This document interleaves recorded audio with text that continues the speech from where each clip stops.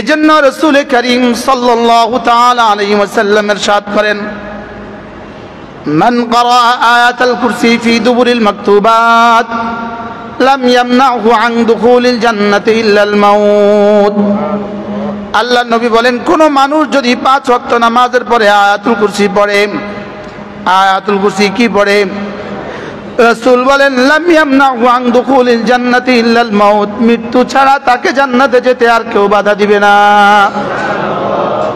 অর্থাৎ তার আর জান্নাতের মধ্যে পার্থক্য শুধু মৃত্যু।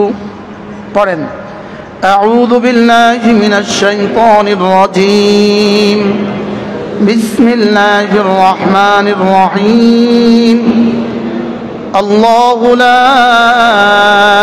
ইলাহা ইল্লা হুয়াল হাইয়ুল কাইয়্যুম, লা তাখুযুহু সিনাতুন ওয়ালা নাওম, লাহু মা ফিস সামাওয়াতি ওয়া মা ফিল আরদ, মান যাল্লাযী ইয়াশফা'ু 'ইনদাহু ইল্লা বিইذনিহি, يعلم ما بين أيديهم وما خلفهم ولا يحيطون بشيء من علمه إلا بما شاء وسع كرسيه السماوات والأرض ولا يؤوده حفظهما وهو العلي العظيم।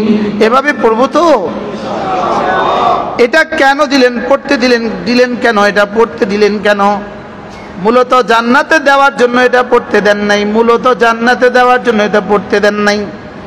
জান্নাতে দেওয়ার লোভ দেখিয়ে পড়তে দিয়েছেন শুধুই রব্বে কারীমের জাত ও সিফাতের ইয়াকিনের জন্য।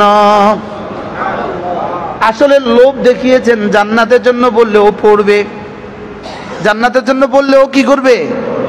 মূলত রবের উদ্দেশ্য কি? একটা আয়াত আমি এমন দিয়েছি যে আয়াতের মধ্যে আমি আমার জাত ও সিফাতের কথা বলেছি। সুবহান। এটা যদি সে পড়তে থাকে বুঝতে থাকে ইস্তেজার করতে থাকে, তাহলে তার দিলে, তার কলিজায় আমার জাত ও সিফাতের ইয়াকিন বসবে।